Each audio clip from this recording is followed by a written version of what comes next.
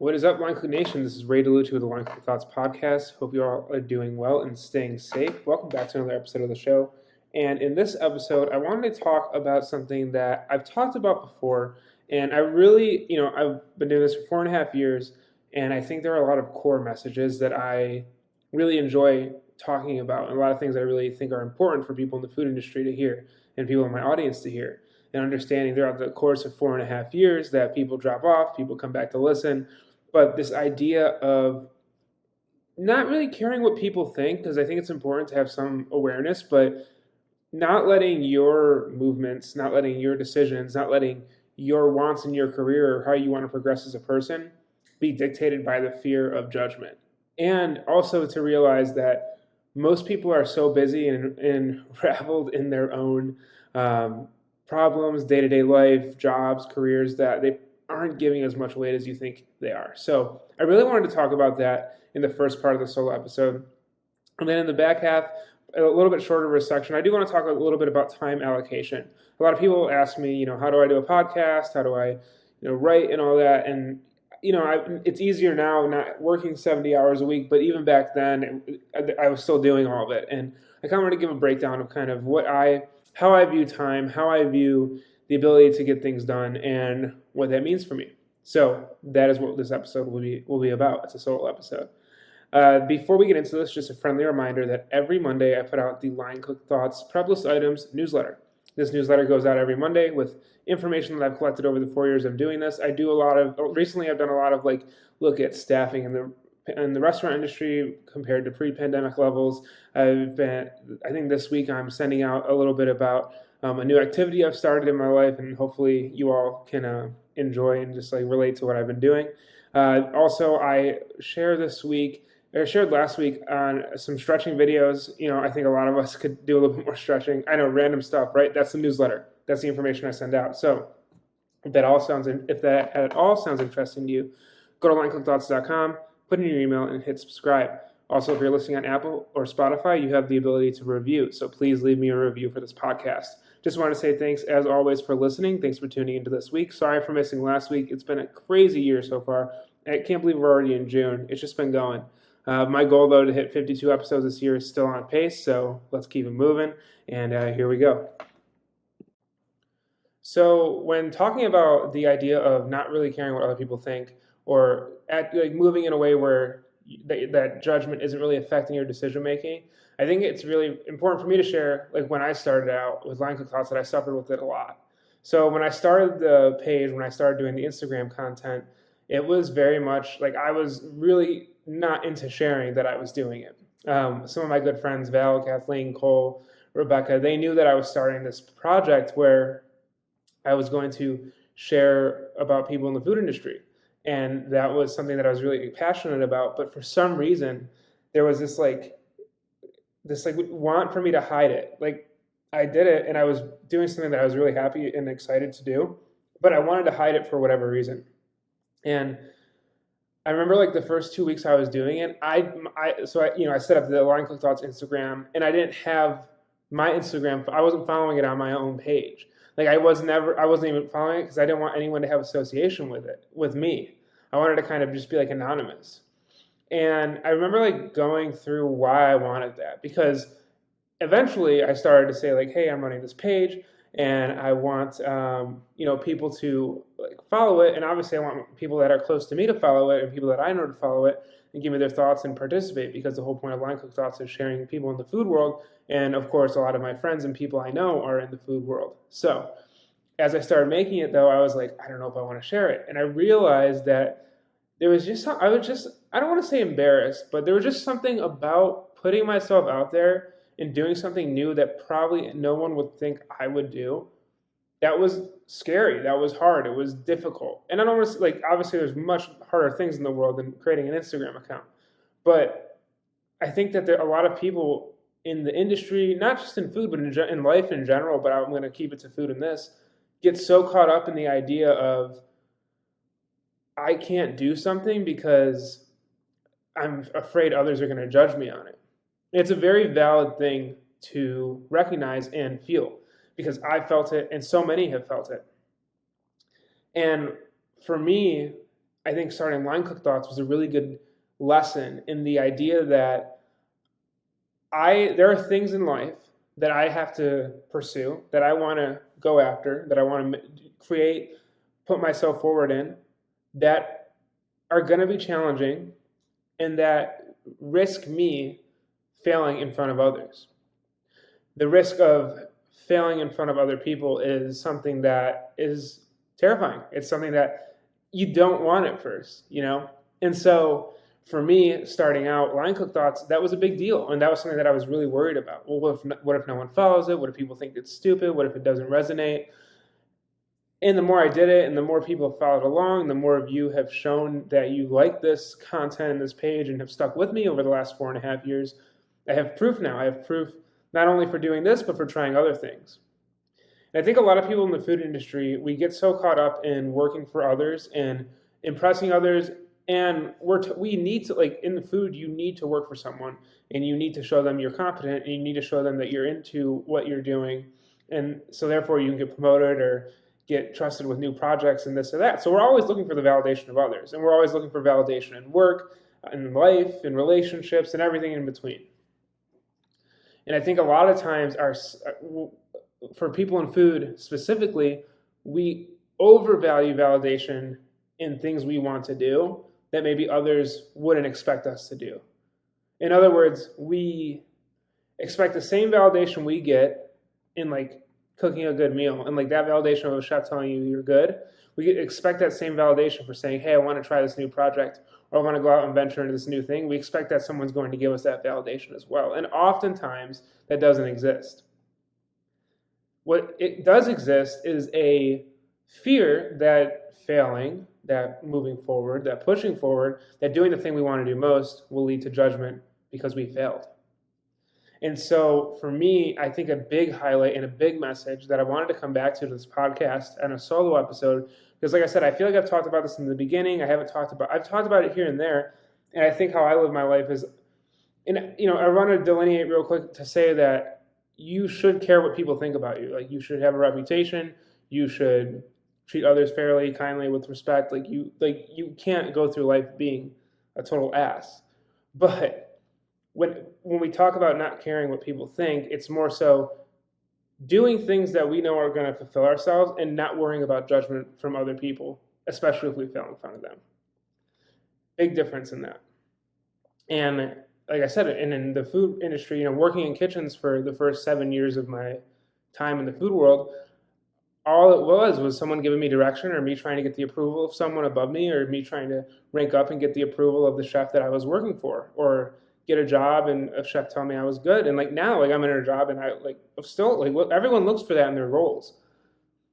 But also with Line Cook Thoughts, the only person that I have to get their approval from is myself.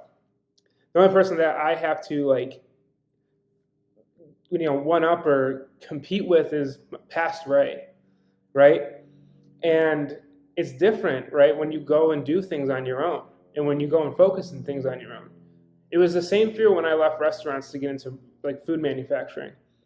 When COVID hit, I couldn't find a job and the answer was in front of me. Go find work in another part of the industry while restaurants are shut down. I had applied to so many restaurants, been in so many interviews, no one was hiring. No one was hiring where I was at. And there was these openings that were food adjacent or restaurant industry adjacent, and I had the experience to go get those. But I was like, oh my gosh, if I leave restaurants, am I selling out? And of course, I've done a lot of content on that, and I've written for Plate Magazine. I've done a whole bunch of things on the idea of selling out and how BS it is. But for myself, that was a big issue. I was worried. I was worried about trying something new and failing. I think a big part of why people who want to leave restaurants or try something new don't isn't because they're afraid of what other people. A lot of people say, "Oh, I'm afraid of looking like a sellout. I'm afraid of the pride that I'll leave behind. I'm afraid of what could be left behind with my, coworkers." I think a lot of people are afraid of going and trying something new, not being good at it, failing, and then realizing that the only thing they might be good at is working in a kitchen. And I guarantee you, I've never met one person, by the way, that's ever happened to. I've talked with so many people on this podcast, so many people in real life, like, not the podcast is in real life, but you know what I mean. So many friends, so many acquaintances, so many people I've met through the page that left, did something else. It was hard at first. They learned it and they've succeeded. And even if they weren't great at it at first, they had the grit and the determination to keep moving forward. The fear of others judging you, and then the fear of yourself, the fear that you instill in yourself of not moving forward sucks. It's terrible.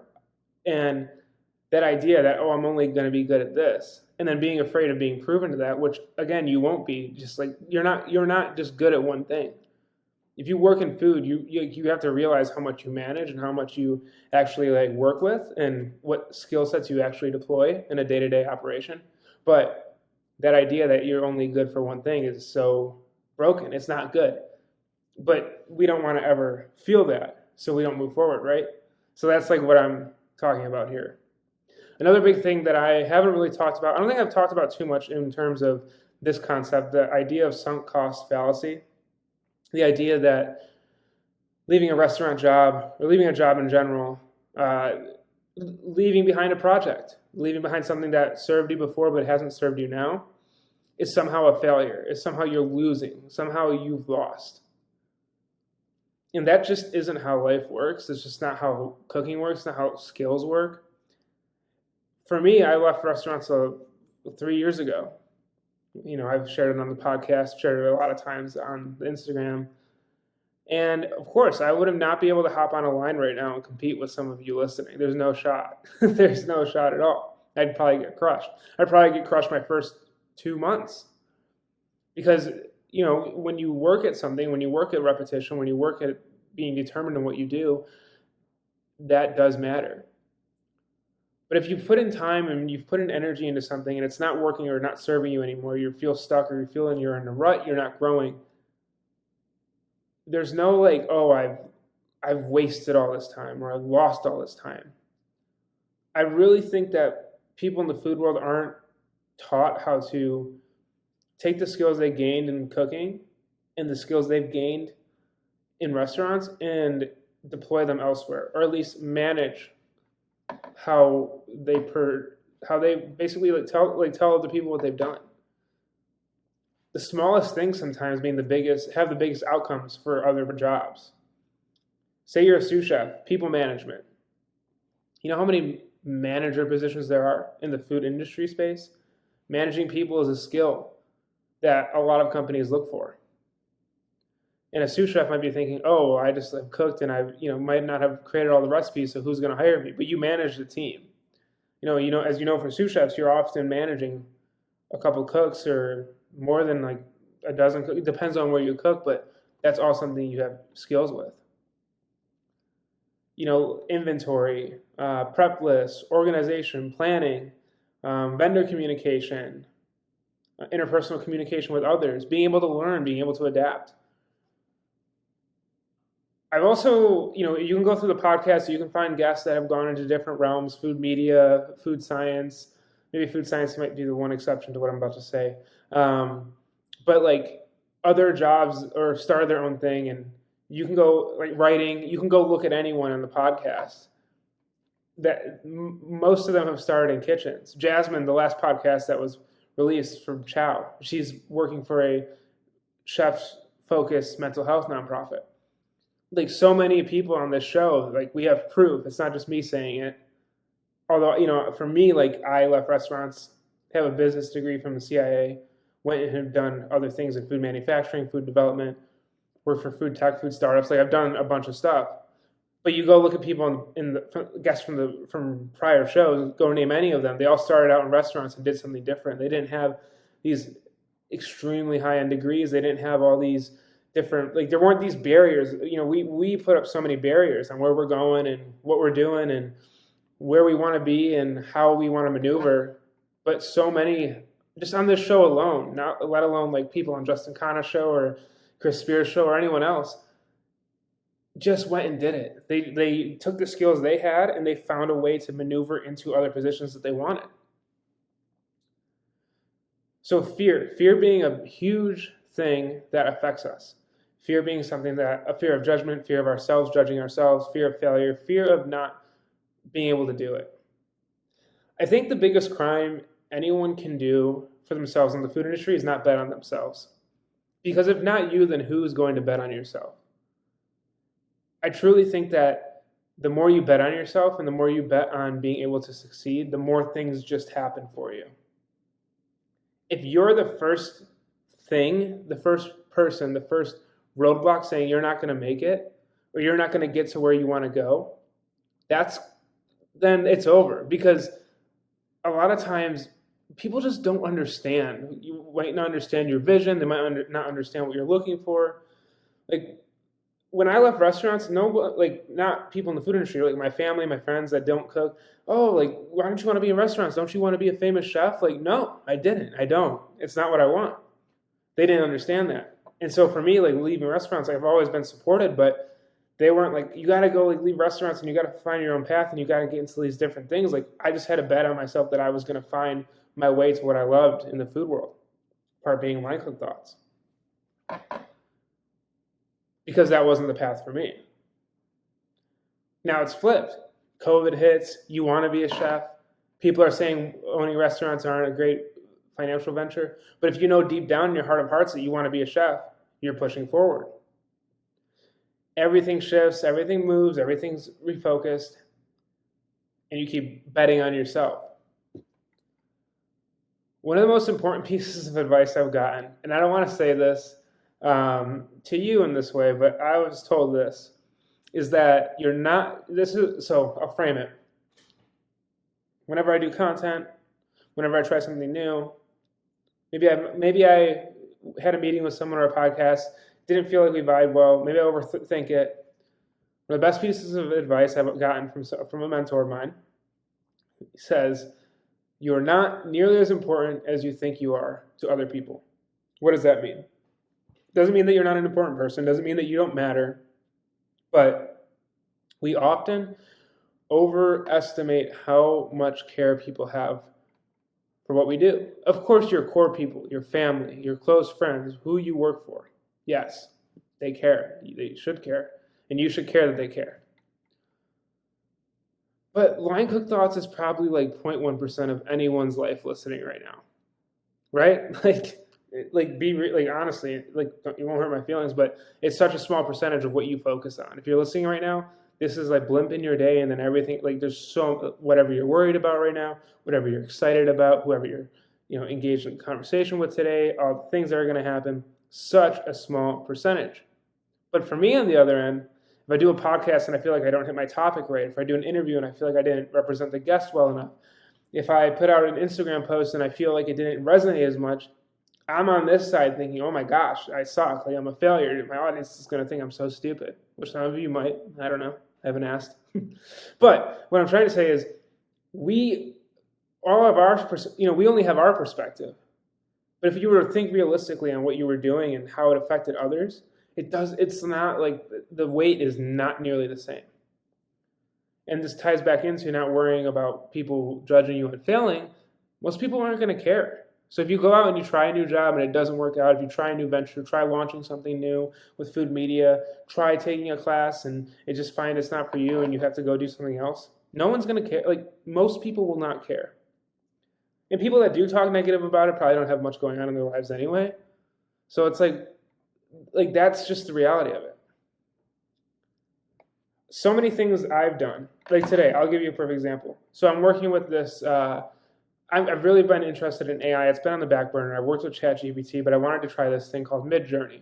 Basically, you put a prompt into you go into Discord, you have to sign up for Midjourney. It's like $10 a month, and then you give it prompts, and it gives you AI-generated images. I'm sure you've seen some of them around, and I've seen some other chef content creators doing them. And so I wanted to do one about, basically I wanted to find a representation that AI could show of what a chef has in their mind. And so if I'm recording this on June 4th, and so for me, the post today was on June 4th, and basically the post was all about this. It's a chef, and he looks very stressed. This is what the AI generated. Looks very stressed in front of a bowl of food. It looks like he's kind of working on something. But behind them is this explosion of colors and these shapes and different things. I'm going to show it on the camera now, But then also if you go look on my Instagram, you'll see it too. And I just thought it was such a cool representation. Like, I know I feel this way. There's so much up here that I wish I could put out there, and only like probably 10% gets out. And that's what that photo meant to me. But then I was like, well, am I going to share this like AI generated photo? Is anyone going to care? Is this kind of weird? Am I like over glorifying thoughts and all these different things? And like, I just had this moment of like, am I really going to post this? Like, does anyone really give a shit? And I posted it. It's gotten 132 likes, a couple comments. I think a couple people shared it to their story. Got a couple messages about how much people liked it. And there you go. It's like, that's what it's all about. So for me, it's like, yeah, that you'll never know. You never know what's going to resonate. You never know what people will connect with. I've learned this in content creation. I never know what people are going to connect with. I have an idea. I've shared things that I was so proud of and I thought were going to do so well and just done. Other things where I was like, maybe people will not resonate with it. Maybe they will. Blows up. The biggest thing, though, is doing it and not worrying that if it does fail, people are going to judge you. And so I think that's like the biggest thing for me and for this conversation. Fear of judgment sucks. Fear of your own judgment is terrible. Before we go into time allocation, really quick, or how I view getting things done, I wanted to share my favorite quote. I've shared it on the podcast before, but I do think it's so impactful, and it's something that I always will continue to share because it's something that has really shaped how I view life. And this was shared to me by Justin Khanna, who I had the pleasure of having a lunch with in Chicago a few weeks ago, so shout out Justin. This is by Theodore Roosevelt, and it's called The Man in the Arena. I'm sure if you listen to the show, you've heard it, but if you're new, I want to share it one more time. Here's the quote. It is not the critic who counts, not the man who points out how the strong man stumbles, or the doer of deeds could have done them better.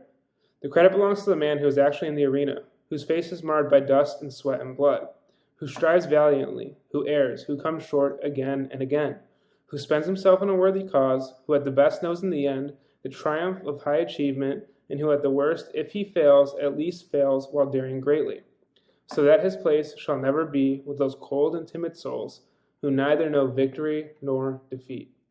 Man, how to end a quote. It's crazy. It's my favorite quote, one of my favorite quotes. That or memento mori, or amor fati, memento mori meaning remember death. Obviously that, life is short. Amor fati, love of fate. But those are like the three core ones for me. So really quick into time allocation. I shared this earlier. I read a book called 4,000 Weeks, Time Management for Mortals. I'll share it in the description below. Very impactful book, and I shared it on a podcast a few months ago, and I've been utilizing it over the last few months, and I've honestly been more productive than ever. And it's not like a time hack, and there's not like a schedule I can give you, but just the idea that you're not always going to get everything done. I'll give you an example. Today, I had a whole list of things to do. I had a bunch of freelance projects to do. I had content creation to do. This podcast I had to record. And one of the things I wanted to do was write a blog post because I haven't written one in a while. Why? Because a lot of my writing that I do is for other people. I have a good amount of freelance clients. I like to do a lot of freelance work on the side. I like to write for other people and enjoy it, getting different topics and whatnot. But I haven't written a blog post in forever. And today I was like stressing out that I'm not going to get to it because I'm probably not. I still have a lot to do. Reading back to that book though, we're not going to always be able to get to everything that we want to do. And there's also this idea that you list out like the most important things you want to achieve, and then you take like the first one or two, and then you cross off the next 3 or 4, and you never touch those. The idea of focus, the idea of time management, how I approach things now is very much is I definitely prioritize what needs to get done. And then I have the things that I know that if I do them, they're going to benefit me. And there's the things that are nice that I'd like to get done, and just understanding that I'm not going to get to those. And maybe someday I will. Maybe I have an extra hour during a day, and I'll get to that. But I think the acceptance of realizing that we live in a 24-hour period, especially if you work in restaurants. I remember when I was in restaurants managing them, there's so much I wanted to do with Line Cook Thoughts, and I was lucky to get a podcast out every week to week and a half. There were time periods where I didn't get a podcast out for like 2 months.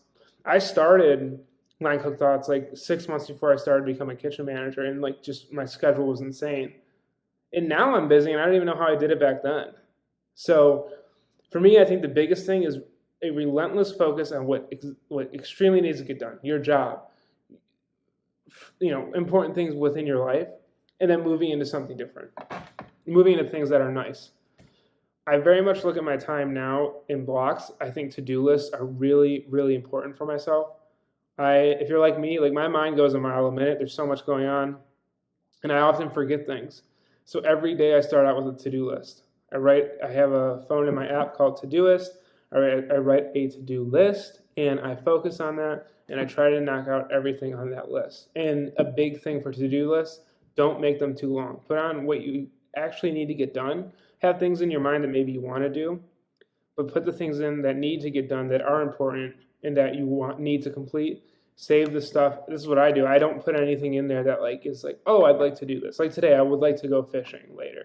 Am I going to get to it? I don't know. I'm not putting that on my to-do list. That's not something I need to do. It's something I'd like to do. Another thing with time is I think that a lot of times I get into this trap of I have so much to do and it feels like there's so much that I recognize that it's going to take a lot of work, but I underestimate how efficient I can be at work.